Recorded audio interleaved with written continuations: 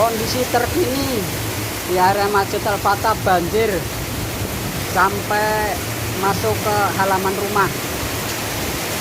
Hujannya sangat deras campur angin. Ya Allah, sangat deras sekali.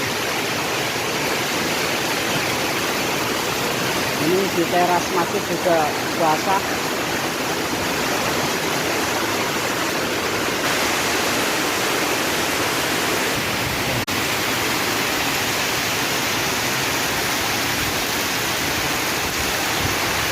Air, subhanallah, subhanallah. Area parkiran sudah tergenang.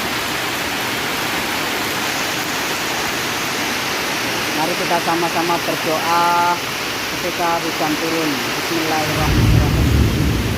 Allahumma sholli ala ya Allah. Berikan hujan ini hujan yang